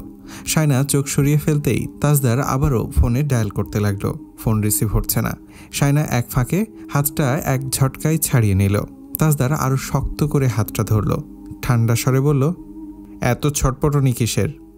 ফোন দিচ্ছি, রিসিভ হোক। শায়না বলল, আমার ভালো লাগছে না, হাত ছাড়া হোক। বাড়ি যেতে হবে, মেজো ভাইয়া আসতে বলেছে। মেজো ভাইয়া না বললে আমি কোথাও যাব না। ফোন রিসিভ হলো তখনই। তাজদার ফোন কানে চেপে কর্কশ্বরে বলল, মরে গেছিস নাকি সবটা? ফোন ধরছিস না কেন একটাও? তৌসিফ মৃদু স্বরে বলল, সরি, এখানে সবাই কথাবার্তা বলছে, ফোন সাইলেন্ট ছিল। বলো কি বলবে? শায়নাকে গাড়িতে করে কে পাঠিয়েছে? আনিস ভাই। সবাই মিলে শায়নাকে কথা শোনাচ্ছিল, তাই আনিস ভাই রেগে গিয়েছে। কথা কেন শোনাচ্ছিল? তুমি ক্লাব থেকে চলে গিয়েছিলে তাই। শায়না কেন তোমাকে খেতে ডাকেনি, তাই সবাই ওকে ঝেঁকে ধরেছিল। আমি ক্লাব থেকে চলে এসেছি তো, আগ বাড়িয়ে সবাইকে পণ্ডিতগিরি দেখাতে কে বলেছে? শায়না অন্যদিকে মুখ ফিরিয়ে রেখে বলল, সবাইকে সুযোগ করে দিয়ে এখন নাটক? তাজদারের কপাল কুঁচকে গেল। শায়নার দিকে তাকিয়ে রইল সে। তৌসিফ বলল, সবাইকে জানিয়ে গেলে এত কিছু হতো না। এখানে বাবা, কাকা আর জেঠোর সাথে আনিস ভাই আর আশরাফ ভাইয়ের সাথে ঝামেলা লেগে গেছে। শায়না ওভাবে চলে গেল কেন, এটাই তাদের প্রশ্ন। ঝামেলাটা শুরু করেছে কে? তৌসিফ একটু চুপ করে বলল, নুভা। তাসনু ভাই এমনি গিয়ে বলেছিল শায়না কেন তোমাকে রেখে খেতে বসেছে। ওখান থেকেই কথা কাটাকাটি লেগে গেছে। এখন কি কথা হচ্ছে? আশরাফ ভাই আর আনিস ভাই বলেছে শায়নাকে এখন বাড়িতে দেবে না। কি করতে চাইছে? তাসনুভাকে মাপ চাইতে বলেছে। খালামণি আর ফুপুরাও নাকি একসাথে জোট বেঁধে শায়নাকে কথা শুনিয়েছে, নানান কথা বলেছে, অপমান করেছে। তাজদার আর কিছু শুনল না। ফোনটা কেটে পকেটে রেখে দিতে দিতে শায়নাকে বলল, ঘরে গিয়ে বাকি কথা। শায়না হাত ছাড়িয়ে নেওয়ার চেষ্টা করল। বললাম তো এভাবে যাব না। আমার কোনো ইচ্ছে অনিচ্ছে নেই। সবাই যেরকম বলছে আমাকে সবসময় সেরকমই করতে হবে কেন? পুতুল নাচ নাচাচ্ছে সবাই মিলে, কথা শোনাতেও কারো মুখে আটকাচ্ছে না। মনে হচ্ছে আমি সেধে গলায় ঝুলেছি তাদের ছেলের। মাছ মাংস কোনোদিন দেখিনি। হাবাতে ঘরের মেয়ে, আর কি কি বাকি রেখেছে বলার কিছু? আমি এখন আর ছোট নেই যে যে যেভাবে ইচ্ছে আমাকে কথা শুনিয়ে যাবে। চামারের মতো কথা বলবে আর আমি সহ্য করে গেলে ভালো, সহ্য না করলে বেয়াদব। সুযোগ পেয়ে এক ঝাটকায় হাত ছাড়িয়ে নিয়ে সে ঘরে চলে গেল। সাবিনা এসে দেখল তাজদার দাঁড়িয়ে আছে। শায়না দরজা বন্ধ করে দিয়েছে। সে মৃদু স্বরে বলল, ভাইয়া, ওনারা সবাই আসছে, আপনি বসুন। বসবো না। ওকে বলুন বড় ঝামেলা হওয়ার আগে আমার সাথে যেতে। আমি বারবার এক কথা বলবো না। সাবিনা দরজার কাছে গেল। শায়না দরজা খিল দেয়নি, তাই দরজা ধাক্কা দেওয়া মাত্রই সরে গেল। সাবিনা ঘরে উকি দিয়ে বলল, শায়না, ভাইয়া এখনও দাঁড়িয়ে আছে, চলে যেতে বলো। আমি না হয় মেজো ভাইয়াকে বুঝিয়ে বলবো। তুমি চলে যাও, বড়সড় ঝামেলা না হোক। আমি কিছু করলেই ঝামেলা? ওরা যে আমাকে এতগুলো কথা শোনালো, আমি কারো খাই নাকি পড়ি? বিয়ে দিয়েছে, বেঁচে তো দেয়নি। তাদের ছেলে রাগ দেখিয়ে চলে এসেছে, সেটা তাদের কাছে বড় কিছু। আর আমার রাগ গোর্ষা নেই, আমাকে যা তা শোনানো যায়? আমার ভাইয়া প্রতিবাদ করলেই ঝামেলা, আর সব মেনে নিলে ভালো, তাদের দোষ ধরা যাবে না? সাবিনা বলল, যা হতে যাচ্ছে তা কি ভালো? ভালো কোনটা হয়েছে? বিয়েটাই তো আমি করতে চাইনি, তাদের ছেলেও জানে সেটা। তারপরও তেড়ার মতো করলো, আমাকে বুঝিয়ে দিল তিনি যা চান তাই হয়। এখনও ঝামেলা হবে না কেন? হোক ঝামেলা, ওই বাড়িতে না যেতে পারলেই আমি বাঁচি। সাবিনা ফিসফিসিয়ে বলল, উনি শুনতে পাচ্ছেন? শায়না নিজেকে সামলে নিল। রেগে গেলে তার মুখ থামতে চায় না। সে দরজাটা বন্ধ করে দিল। লেহেঙ্গা পাল্টে নতুন একটা 3 পিস পরে নিল। কাঁধে লাগানো মিনি ব্যান্ডেজটা খুলে নিল। এত যত্নাতি তার কাছে নাটকীয় লাগে। যত সহ্য করেছে ততই সবাই পেয়ে বসেছে তাকে। দুয়ানার সম্মানও দেয় না কেউ তাকে। আবার যত্ন। অনেকগুলো গাড়ি এসে থেমেছে উঠানে। কিছু মানুষ শায়নার বাড়িতে চলে এসেছে, কিছু মানুষ কলতানে। সবার চোখ মুখ থমথমে। শাহিদা বেগম বসার ঘরে বসে আছেন, বোরখাও খোলেননি। সাবিনা বুঝতে পারল মা ওখানে তর্ক বিতর্ক দেখে নরম হয়ে গেছেন। শামিলা শায়নার ঘরে দরজা ধাক্কালো। শায়না দরজা খুলল। শ্বাস ধুয়ে চুলের জট ছাড়াচ্ছে সে। মাঝখানে সোজা সেথি। শারমিলা বলল, তুই কেন চলে এলি সেটা শুনে তোর শ্বশুর খেপে গেছে। ভাইদের কথা শুনে চললে নাকি ওদের বাড়িতে আর যাওয়ার দরকার নেই। শায়না বলল, ভাবো একবার, কাদের হাতে আমাকে তুলে দিয়েছ। নিজেদের দোষ ঢাকার জন্য এখন সব দোষ আমার কাঁধে তুলে দিয়েছে। তাজদার সিদ্দিকী রাগ করে বাড়ি চলে এলো, এটা জেনেও তার আত্মীয় স্বজনরা তিলকে তাল করবে, আমাকে দোষারোপ করবে। ইচ্ছে করে এমন করছে আমাকে হেনস্থা করার জন্য। শারমিলা হতাশ হয়ে বিছানার এক কোণায় বসল। কোলের বাচ্চাটাকে বিছানায় শুয়ে দিতে দিতে বলল, এদের সাথে কেউ কথাই পারবে না। শায়না চুলটা বেঁধে বারান্দায় গেল। আনিস আর আশরাফ তখন ঘরে ঢুকছে। শায়নাকে বলল, তুই ভেতরে যা। শাহিদা বেগম আনিসকে বললেন, আমার ছেলেটা বাড়াবাড়ি না করলে এত কিছু হতো না। আনিস বলল, ওরা কি বলল দেখলে না? ওই রকম বউ নাকি দিনে এনে দিনে দিনে দিয়ে ফেলার হ্যাডম আছে তাদের। কাবিনের টাকা দিয়ে নাকি বউ দিয়ে দিবে বেশি বাড়াবাড়ি করলে। কত বড় কথা! মেয়ে কি কোনো ছেলের হাতের মোয়া নাকি? আমাদের মেয়ে কি ফেলনা? তুমি তাদের বলনি কত ভালো ভালো সম্বন্ধ এসেছিল ওর জন্য? আমাদের কিসের ঠেকা পড়েছিল ওদের সাথে আত্মীয়তা করার? নিজেদের কি মনে করে ওরা? টাকা পয়সা এখন সবার হয়েছে, এত টাকার গরম দেখাতে বারণ করে দেবে। দাস গোলামের মতো কথা বলতে বলতে স্বভাব হয়ে গেছে সবার। শাহিদা বেগম বললেন, আমি আর কিছু বলবো না, তোমাদের যা মনে হয় তাই করো। শায়না দরজার আড়ালে দাঁড়িয়ে সবটা শুনল। বলল, দিনে দিনে দিয়ে দিতে বলো কাবিনের টাকা দিয়ে। ওদের সাহস দেখি, মুখে ওরা অনেক কিছু বলে। শাহিদা বেগম ধমকে বললেন, তুই কথা বলছিস কেন এখানে? কত শিখিয়ে পড়িয়ে দিলাম তোকে, কিন্তু তুই সবাইকে নিয়ে খেতে বসে গেছিস। জামাইয়ের খোঁজও করলি না। খোঁজ করলি না ভালো কথা, ও যখন ক্লাব থেকে চলে আসছিল তখনও খেয়াল করলি না। আনিস বলল, তুমি ওকে বকছো কেন? আশ্চর্য, ওর কি দোষ সেখানে? তুই চুপ থাক। তাদের বোঝামের মধ্যে তুই ঢুকছিস কেন? ওরা নিজেরা ঠিক থাকলে এত কিছু হতো? বিয়ের এক রাত যেতে না যেতেই বিয়ে ভাঙার কথা উঠেছে। মস্করা লাগছে সব কিছু। বিয়ে হওয়ার আগে আমি তো আকত ভাঙার কথা বলেছি। যারা কথায় কথায় মেয়ে দিয়ে ফেলার ভয় দেখায় তারা কত ডেঞ্জারাস ভাবতে পেরেছ? ওদের মেয়েকে বেয়াদব বলাই গায়ে লেগেছে, আর আমাদেরটা মেয়ে না? ওকে সবাই এত কথা শোনানোর সাহস পায় কোথা থেকে? নাকি মানুষের মতো মনেই হয় না? ওইটুকুনি একটা মেয়ে হয়ে বড় ভাইয়ের বউকে নাম ধরে ডাকছে ভালো কথা, আবার শাসাচ্ছে, তাকে আদেশ করছে। এইসব বেয়াদবি করার সাহস পায় ওরা কোথা থেকে? আফসার সাহেব এসে সোফায় বসে পড়লেন। মুখ মুছতে মুছতে বললেন, মেয়েটা ওখানে শান্তি পাবে না। ওরা নিজেদের দোষ দেখে না। ওই মেয়েটাকে একটা ধমক দিলেই তো ব্যাপারটা মিটে যায়। না, তাদের ছেলে মেয়ের দোষ করলে সেটা দোষ নয়। মেয়েটা কিভাবে সংসার করবে কে জানে। জামাইটাও মেজাজি। শায়না পাশের ঘরে ডুকরে উঠল। আমাকে জাহান্নামে ঠেলে দিয়ে সবার হুঁশ ফিরেছে। ঘর ভর্তি মানুষজন চুপ। কলতনে বৈঠক বসেছে বাড়ির মানুষ মিলে। তাজদার সিদ্দিকী বাড়িতে নেই। আপাতত তাজউদ্দিন সিদ্দিকী আর তার দুই ভাই বোন আর অন্যান্য আত্মীয়রা উপস্থিত।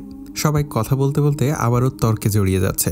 তাসনুভা এক কোণায় দাঁড়িয়ে রয়েছে, চোখ মুখ আপাতত লাল হয়ে আছে। রোশনারা বলল, তাজদার ফেরার আগেই তাসনুভা গিয়ে নিয়ে আসুক শায়নাকে। তাজউদ্দিন সিদ্দিকীর ছোট ভাই সম্মতি দিলেন। সেটাই হোক। বড় ফুপু রোশনারার দিকে তাকিয়ে বলেন, কোনো মতে ভুলিয়ে ভালিয়ে নিয়ে আসো, তারপর গেজাবে। সবসময় ভাইদের কথা শুনে চললে সংসার হবে না। বাপের বাড়ি কাছে আছে বলে সবসময় যেতে দেবে না। একদম ছাড় দেবে না কোনো কিছুতে। বেশি ছাড় দিলে মাথায় উঠে নাচে। আজকালকার মেয়েরা কত বদমাস তা তো জানো না এখনো। তাজউদ্দিন বলল, তাজদার আসার আগেই নিয়ে আসো। মা তুমিও যাও। নোভা যাও। তৌসিফ, ও কোথায় গেছে জেনে নাও। তৌসিফ বলল, কল যাচ্ছে না। বলতে না বলতেই তিতলি দৌড়ে এসে বলল, মেজো ভাইয়া এসেছে। রোশনারা তাসনুভার দিকে তাকালো, বলল, তুমি ঘরে চলে যাও। তাসনুভা গোমড়া মুখে বাবার দিকে তাকালো। তৌসিফ গর্জে বলল, জানা, আবার দেখছিস কি? লাথি দেব ধরে এখন। তাসনুভা চলে গেল। তাজদার এসে বলল, শিহাবের বউ এসেছে, সরে যাও। এত ভিড় কিসের? বন্ধু আর বন্ধুর মা, বউ ওয়ালিমাই আসতে পারেনি, তাই বউ দেখতে রাতেই চলে এসেছে। তাদের পেয়ে ব্যস্ত হয়ে পড়ল সবাই। তাজদার চুপ করে সবার কাণ্ড দেখছে। শিহাবের মা জিজ্ঞেস করেছে, বউ কোথায়? তাজদার সবার উপরে ছেড়ে দিয়েছে। একটু বাপের বাড়িতে গিয়েছে, কাছেই। আপনারা আসুন, বিয়ান বাড়ি ঘুরিয়ে আনি। সবাই নাস্তা খেয়েছে। শায়নাদের বাড়িতে খবর পাঠানো হয়েছে, মেহমান যাচ্ছে। দাদিমা আর রোশনারা তাসনুভাকে নিয়ে গেছে। শায়নার সাথে তাসনুভাকে মিলিয়ে দিয়েছেন। আনোয়ারা বেগম বলেছেন, ননদ ভাবির মধ্যে অনেক কিছু হয়, এসব মনে রেখে দিতে নেই। তাসনুভাকে সবাই অনেক বকাঝকা করেছে। শাড়িটা পরে নাও, শিহাবের মা বউ তোমাকে দেখতে এসেছে। শায়না চুপ করে রইল। তাসনুভা হনহনিয়ে বেরিয়ে গেল। দাদিমার কথা শেষ করতেই চোখ টলমল করছিল। রাগে ক্ষোভে বেরিয়ে যাওয়ার সময় আনিসের সামনে পড়ল। আনিস তাকে দেখেও না দেখার ভান করে সরে দাঁড়ালো। তাসনুভা হনহনিয়ে বেরিয়ে এলো বাইরে। এইসব ছোট লোকদের সরি বলতে বসে আছে সে। বাড়ির সামনে আসা মাত্রই তাজদার তাকে দেখল। শিহাবের সাথে দাঁড়িয়ে কথাবার্তা বলছিল সে। তাসনুভা ভাইয়াকে দেখা মাত্র একটু থমকালো, তারপর বাড়ির ভেতরে চলে গেল ধীর পায়ে হেঁটে। শাহিদা বেগম তাড়াহুড়ো করছেন মেহমানদারি করতে গিয়ে। শায়নার রেডি হচ্ছে কিনা দেখে যাচ্ছে ঘরের সামনে এসে। শায়না অনিচ্ছা সত্ত্বেও ধীরে ধীরে শাড়ি পরছে উদাসীনভাবে। রোশনারা শায়নার খালা ফুপু মামিদের সাথে কথা বলছে। দাদিমা এসে শায়নাকে বলল, তাড়াতাড়ি শাড়ি পরে নে, তোর শাশুড়ি পরিয়ে দিতে এলে লজ্জায় পড়ে যাবি। লজ্জায় পড়বো কেন? আশ্চর্য, জামাই সোহাগ করেছে, সেগুলো দেখা যাচ্ছে কাঁধে। শায়না তড়িঘড়ি করে কাঁধ ঢেকে নিল। কটমটের দৃষ্টিতে তাকিয়ে বলল, ফালতু কথা বলার জায়গা পাও না, ওখানে পিন ঢুকে গিয়েছিল। জামাই তো আদর করে ব্যান্ডেজ লাগিয়ে দিয়েছিল, খুললি কেন? আদর না, জুতা মেরে গরুদান। শায়না শাড়ি পরে, সিম্পল গয়না পরে, চুড়ি পরে মেহমানদের সামনে এলো। নতুন বইয়ের মুখ দেখে শিহাবের মা 3000 টাকা হাতে তুলে দিয়েছেন। রোশনারা শায়নাকে আর রাখেনি, তাদের সাথে সাথে নিয়ে এসেছে। কলতানের সামনে এসে শিহাব আর তাজদারের সামনে থামল সবাই। শিহাব তার মাকে জিজ্ঞেস করছে, বউ দেখেছো এবার? হ্যাঁ দেখেছি।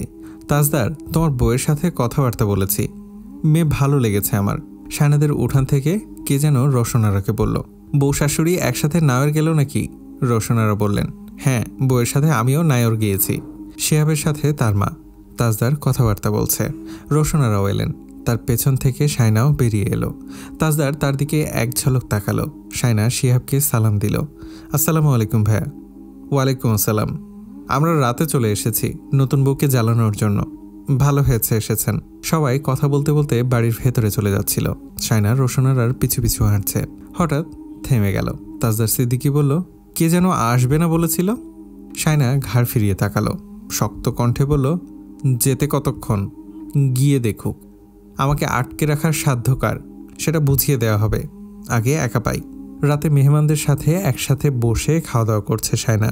বাড়িতে তখনও মেহমান ভর্তি। তাজদার বন্ধুকে যেতে দেয়নি। রোশনারাও জোরাজোরি করে রেখে দিলেন। রাতে এসে রাতে চলে যাবে, বিষয়টা কেমন দেখায়। খাওয়া দাওয়া শেষে মেহমানরা যখন ঘুমোতে গেল, তখন তাসনুভার ঘরে খুব কথাবার্তা হচ্ছিল। তাসনুভা নাকি কাঁদতে কাঁদতে না খেয়ে ঘুমিয়ে পড়েছে। একটা বাইরের মেয়ের জন্য তার ভাইয়ের কাছে তাকে ছোট হতে হয়েছে, ওই বাড়ির মানুষদের কাছে তাকে ছোট হতে হয়েছে। অপমান মেনে নিতে পারছে না সে। তাজউদ্দিন সিদ্দিকী রোশনার উপর ক্ষেপে গিয়েছেন। তিনি ছেলে মেয়েদের কখনো বকাঝকা করতে পছন্দ করেন না, মেয়েদের তো একদমই না। তাসনুভার কান্নাকাটি দেখে তিনি রোশনারাকে বললেন, শায়নাকে যেন বলে দেয় এই বাড়িতে থাকতে হলে সবার মন জুগিয়ে চলতে হবে। ননদদের সাথে যেন ভালো ব্যবহার করে, হাসি খুশি থাকে। এত গাদ্দারি করলে, ভাইদের কথা শুনে চললে আবারও ঝামেলা হবে, তখন ঘটনা অন্যদিকে ঘুরে যাবে। ফুপুরা বলাবলি করলেন, ওই বাড়ির মেয়েকে অত পাম্পট্টি তেল মালিশ করে বাড়িতে আনতে হবে কেন? ওরা আগে ভালো করে খেতেও পারেনি। এই বাড়িতে মেয়ে বিয়ে দিয়ে পা একদম আকাশে উঠে গেছে, মাটিতে যেন পড়ছেই না। আরও কত কি দেখব, আল্লাহ মালুম। কাল থেকে রান্নাঘরে নিয়ে গিয়ে কাজ ধরিয়ে দেবে। কত মেয়ে ছিল আমার ভাইপোর জন্য, আর মেয়ে পায়নি আমার ভাইয়ের বউ। রোশনারা বললেন, বিয়েটা তো সব ওর পছন্দ মতো হয়েছে, গরু, ডেকোরেশন, খাওয়া দাওয়া, অনুষ্ঠান, এমনকি বউটাও। আমার কি করার আছে? শায়নার ঘরে দাদিমা আনোয়ারা বেগম বসেছিলেন। শায়নাকে দিয়ে গয়নাগাটিগুলো তুলে রাখছিলেন। তাজদার ধীর পায়ে হেঁটে ঘরে ঢুকলো, ফোনে চোখ স্থির রেখে। দাদিমা তাকে দেখে বললেন, তোমার বউকে কুবুদ্ধি শিখিয়ে দিচ্ছি। তাজদার চোখ তুলে দাদিমার দিকে তাকালো, তারপর শায়নার দিকে। শায়না গয়নার বক্সগুলো গোছগাছ করছিল। তাজদার ভ্রু কুঁচকে বলল, কুবুদ্ধির অভাব আছে নাকি যে আবার দিচ্ছে? শায়না চট করে তাকালো তার দিকে।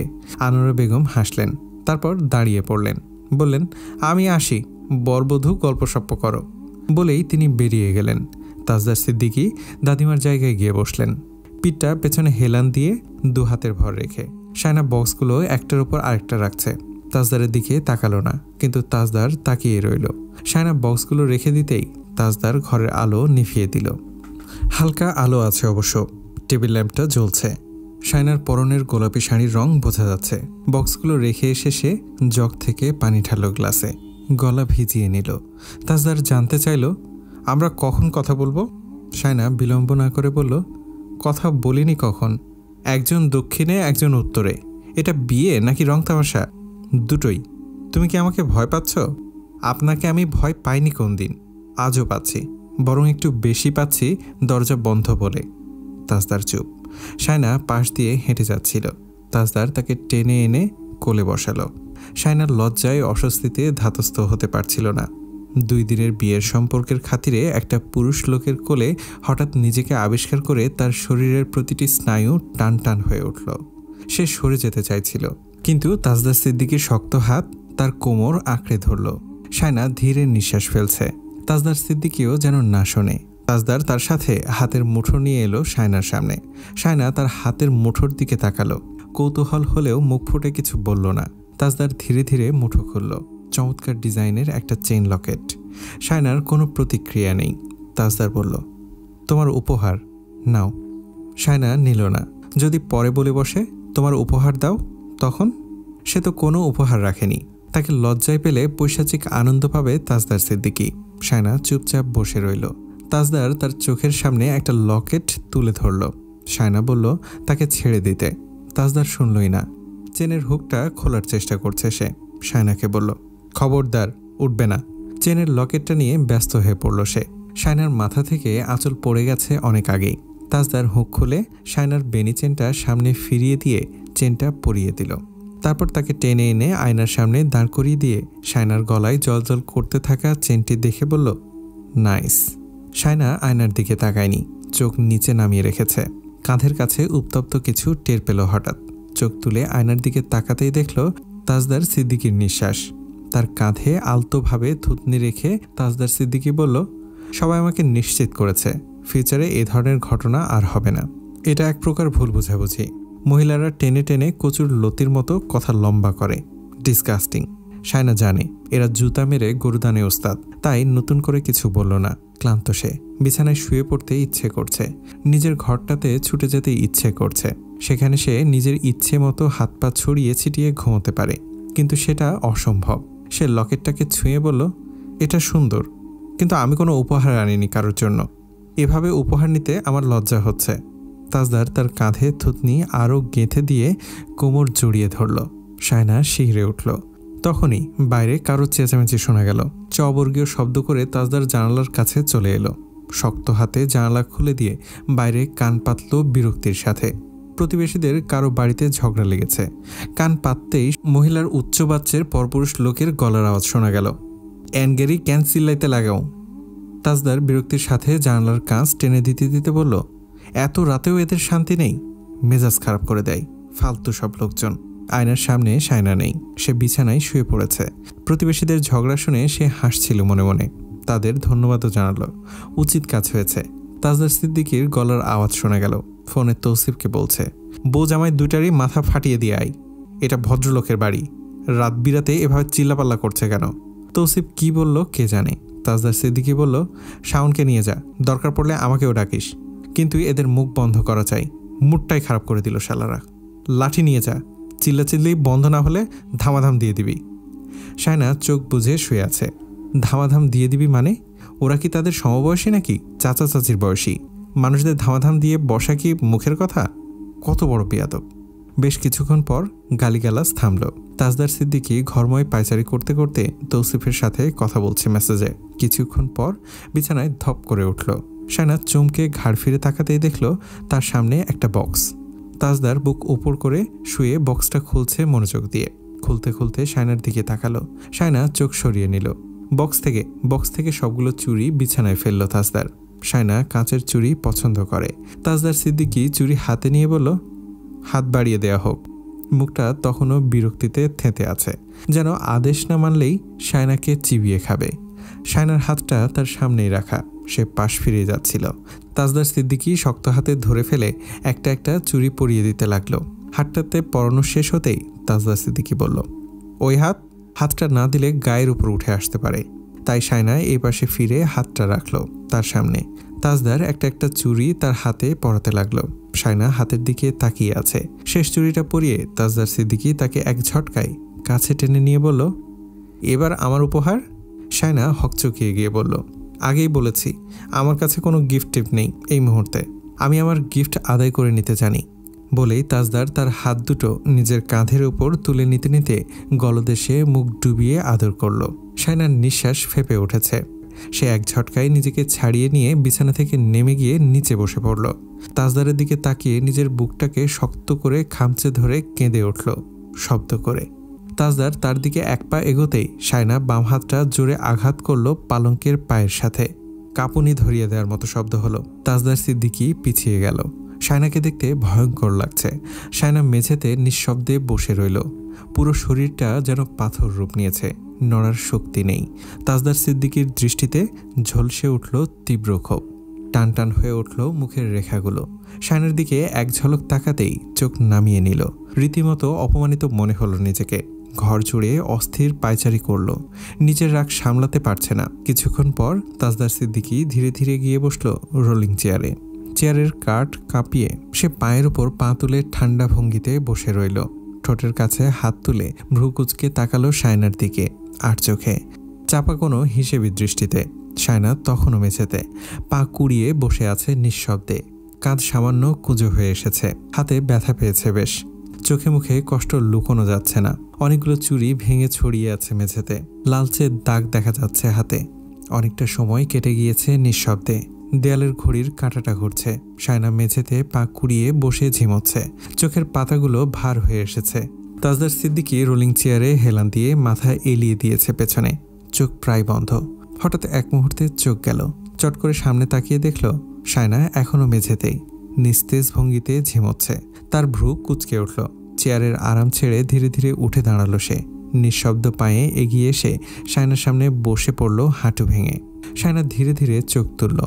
বিস্ময়, সংশয় আর অসহায় কৌতূহলে তাকালো তাজদারের দিকে। চোখ দুটি লাল, কাঁপা কাঁপা। তাজদার ধীরে বলে উঠল, তুমি কি আমাকে ভয় পাচ্ছ? সায়নার গালে শুকিয়ে আসা জলের রেখা এখনও স্পষ্ট। সে মুখ ঘুরিয়ে রেখেছে। চোখে চোখ রাখার সাহস নেই, ইচ্ছেও নেই। তাজদার এবার শক্ত কণ্ঠে বলল, আমার দিকে ভালো করে তাকাও সায়না মমতাজ। সায়না তাকালো না, নড়ল না অবধি। কোনোদিন সে মন ভরে সময় নিয়ে তাজদার সিদ্দিকীর দিকে তাকায়নি। তাকানোর ইচ্ছেটাই জন্মায়নি কখনো। ছোটবেলায় একবার অপমানিত হয়ে কাঁদতে কাঁদতে তাকিয়েছিল তাজদার সিদ্দিকীর দিকে। আর তখনই তাজদার সিদ্দিকী আঙ্গুল তুলে বলে দিয়েছিল, চোখ নিচে। সেই চোখ আজও নিচে নেমে আছে আর থাকবে। সে কোনোদিন মুগ্ধ হয়ে তাজদার সিদ্দিকীর চোখে চোখ রাখবে না।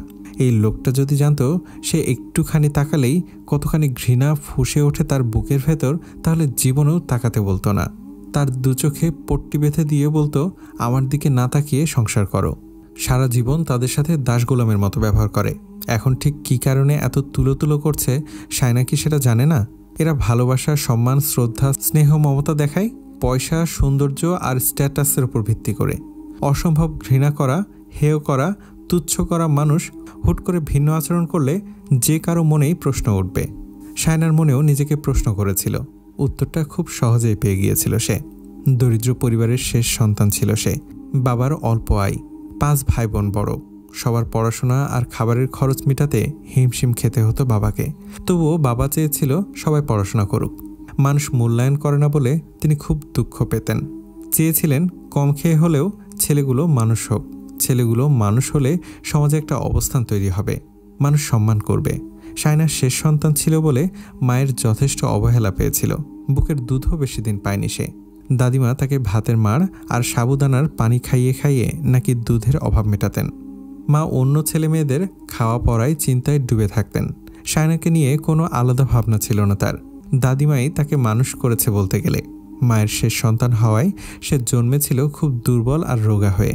ছোট থেকেই পুষ্টিহীনতায় ভুগেছে। পা দুটো বাঁকা হয়ে গিয়েছিল। মানুষের ছোটবেলার ছবি কত সুন্দর, আর তার ছোটবেলার ছবিগুলো দেখলে এখনও চোখে জল চলে আসে। দেখতে ইচ্ছে করে না একদম। তার পা বাঁকা ছিল, গাল বসে গিয়েছিল, দাঁত বের হয়ে থাকতো, চুল এলোমেলো, মুখশ্রী ছিল কঙ্কালের মতো ভাঙাচোরা। দেখে মনে হতো রাস্তায় পড়ে থাকা অবহেলিত কোনো ভিখারির বাচ্চা। দুটো কাপড়ই কেটে যেত বছরের পর বছর। রোদে পুড়ে কাপড় ঝলসে যেত, ছিঁড়ে যেত। মা সেলাই করে দিত হাতে।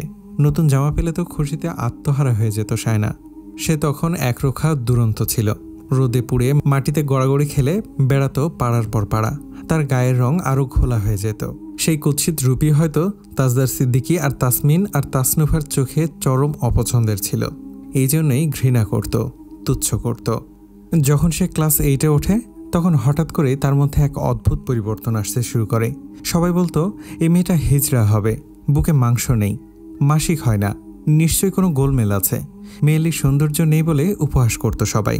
কিন্তু বয়সন্ধির পর হঠাৎ করে তার শরীর রূপ নিতে শুরু করলো। গায়ে মাংস লাগতে থাকে। কাঠের মতো পাটকাঠি দেহে ধীরে ধীরে ঢেউ ওঠে। হুট করে সে অনেকটা লম্বা হয়ে যায়। তার চলাফেরায় নরম ভাব আসে, চোখে মুখে লজ্জা। সবার চোখে পড়ে সেই বদল। সায়না আগে আয়নার সামনে দাঁড়ালেও নিজেকে এড়িয়ে যেত, অত মন দিয়ে নিজেকে দেখতই না। হঠাৎ একদিন আয়নার সামনে দাঁড়িয়ে সে নিজেকে দেখে নিজেই চমকে উঠল। সে স্তনের ভার, গভীর নাভি, মসৃণ ত্বক, কোমরের বাঁক সব মিলিয়ে নতুন একটা মানুষ। সে নিজেই নিজের শরীরের দিকে তাকিয়ে ঘেমে উঠছিল, লজ্জায় চোখ নামিয়ে নিচ্ছিল। সময় কত কিছু পাল্টে দেয় গোটা একটা মানুষকেও। তার গায়ের রংটা উজ্জ্বল, মসৃণ, কিন্তু সেটা তখন চাপা পড়েছিল অপুষ্টি, রোদে পড়া গা আর অবহেলার ভারে। চুলের গোছাও ছিল ঘন আর মোটা, কিন্তু অযত্নে এলোমেলো হয়ে থাকতো সব সময়। ঘাড়ের কাঁধে জমে গিয়েছিল কালচে দাগ, কিন্তু ধীরে ধীরে বদলে এলো। যত্ন, সময় আর বয়সের সঙ্গে সঙ্গে সেই কালচে দাগগুলো হালকা হতে লাগলো। চুলে ফিরে এলো জৌলুস, গায়ের ত্বকে ফিরে এলো প্রাণ। কেউ ভেবেছিল সেই রোগা পটকা, ছেঁড়া কাপড় পরা কুৎসিত মেয়েটা একদিন এলাকার সবচেয়ে সুন্দরীদের তালিকায় নাম লেখাবে? সায়না একদম ঘরকোনো হয়ে গিয়েছিল বয়সন্ধির পর। নিজেদের আর্থিক অবস্থার উন্নতিও হতে লাগলো। আচমকার সবকিছু কেমন জানি পাল্টে গেল। মানুষের ব্যবহারও পাল্টে গেল। টাকা আর সৌন্দর্য আসলেই ম্যাটার করে। টাকা আর সৌন্দর্য ছাড়া কিচ্ছু হয় না। টাকা আর সৌন্দর্য না থাকলে কেউ 2 পয়সার দামও দেয় না। সেটা সায়নার চেয়ে ভালো আর কেউ জানে না। কলেজে যাওয়ার পথে অনেকের নজরে পড়েছে সে।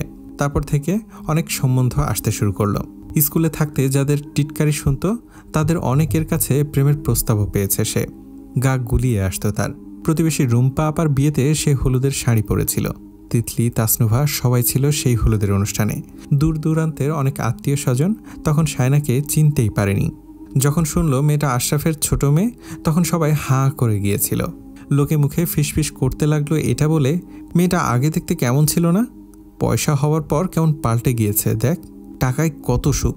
সায়নাকে তার মা বাবার অনেক আত্মীয় স্বজনরাও হুট করে চিনতে পারেনি। গায়ে হলুদে বাড়ির মেয়েদের গ্রুপ ছবি আর ভিডিওগুলো লন্ডনে বসবাসরত তাজদার সিদ্দিকীর কাছেও গিয়েছিল। সেও কৌতূহলী হয়ে জিজ্ঞেস করেছিল তিতলির পাশে দাঁড়ানো মেয়েটাকে। রোশনারা বলেছিল ওই বাড়ির মেয়ে সায়না। তার কিছু মাস পর তাজদার সিদ্দিকী দেশে এলো। পুরো বাড়ি জুড়ে মিষ্টি বিতরণ হলো। কি হইচই ওই বাড়িতে। সায়না প্রথম দিনেই দেখেছিল সেই বদমেজাজি, তেতো স্বভাবের তরুণ তাজদার সিদ্দিকীকে পূর্ণবয়স্কে, টকবগে যুবকের রূপে। চেহারায় এসেছে ধার, চোখে মুখে একরকম ঝলক, শরীরের গঠনে পুরুষসুলভ দৃঢ়তা। আগের রুক্ষ স্বভাব ছিল, আর এখন প্রভাব বিস্তারকারী ভারী ভাব। চলাফেরা, তাকানো, এমনকি চুপ করে দাঁড়িয়ে থাকাতেও কত আত্মগৌরব। অহংকার আর দম্ভের চামড়ায় মোড়ানো তাজদার সিদ্দিকীর দৈহিক সৌন্দর্য, আত্মগরিমা আর গর্ব নিয়ে হেঁটে হেঁটে চারপাশটা কৌতূহলী নিয়ে দেখছিল সে। বিশেষ করে তাদের বাড়ির দালানগুলো। হয়তো ভাবছিল এদের দালান হয়েছে। সায়না একবারও সামনে যায়নি। দাদিমা এসে তাজদার সিদ্দিকীর কত নামগাত করলেন। মাটি হয়ে গেছে ওই বাড়ির ছেলেটা। এখন আর আগের মতো নেই। আগে তো কাউকে সালামটাও দিত না, এখন সবার সাথে হেসে খেলে কথা বলছে। মেয়ে দেখছে তার জন্য। দাদিমা অবশ্য কথাগুলো তাকে শুনিয়ে শুনিয়ে বলছিল সেদিন, যেটা সায়না অনেকটা পরে বুঝেছে।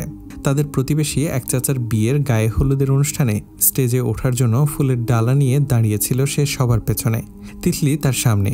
তারা দুজনেই চাচার বোকামোর কথা বলে হাসাহাসি করছিল। উনি কেকের মাঝখান থেকে গোলাপটাকে চামচ দিয়ে তুলে কান্নারত ভাইপোর হাতে ধরিয়ে দিয়েছিলেন। কেকের ছবি তোলার আগেই ক্যামেরাম্যান বকাঝোকাও করছিলেন। ঠিক তখন সায়নার পেছনে ছেলেপেলেদের দল এসে দাঁড়ালো। একজন হঠাৎ গলা ছাড়ল। সায়না চমকে তাকালো। তাজদার সিদ্দিকীও তার দিকে তাকালো। তার দিকে তাকিয়ে থাকতে থাকতে পাশ দিয়ে হেঁটে গেল। সেই চাচার বিয়ের সবার মধ্যমণি ছিল তাজদার সিদ্দিকী, কারণ অনেকগুলো বছর পর সে গ্রামে এসেছে। মেয়েদের ষষ্ঠ ইন্দ্রিয় খুব তীক্ষ্ণ, তারা বুঝে ফেলতে পারে কে কোন দৃষ্টিতে তাকাচ্ছে, কার চোখ লোভাতুর কামুক। পুরো অনুষ্ঠান জুড়ে তাজদার সিদ্দিকী তাকে দেখছিল ঘুরে ফিরে। শায়না সাহস করে তাকালো, এটা বুঝতে যে তার মনের ভুল কিনা, কিন্তু না, সে যা ভাবছে সেটাই। তাজদার সিদ্দিকী তাকে দেখছে, কপালটা হালকা কুঞ্চিত করে। সে অস্বস্তিতে মানুষের গায়ের আড়ালে আড়ালে দাঁড়াচ্ছিল বারবার। একবার প্যান্ডেলের বাইরে চলে এসেছিল, সেখানেও তাজদার সিদ্দিকী দাঁড়িয়ে ফোন টিপছিল। ফোনের স্ক্রিনের আলোটা তার মুখে। শায়নার দিকে চোখ তুলে তাকাতেই শায়না দ্রুত পালালো। তার ঘাম ছুটে গিয়েছিল লজ্জায়, অস্বস্তিতে। বুকের ভেতর মস্ত বড় একটা পাথর উঠে এসেছিল সেই দিন। সাধারণত অনুষ্ঠান শেষ হওয়ার আগ অবধি সে কখনো অনুষ্ঠানের ঘরে আসে না, কিন্তু সেদিন অনেক আগেই চলে এসেছিল। মা দাদিমা তাকে হাজারটা প্রশ্ন করলো, কিন্তু সে কিছুই বলল না। ওই রাতে সে একটুও ঘুমোতে পারেনি।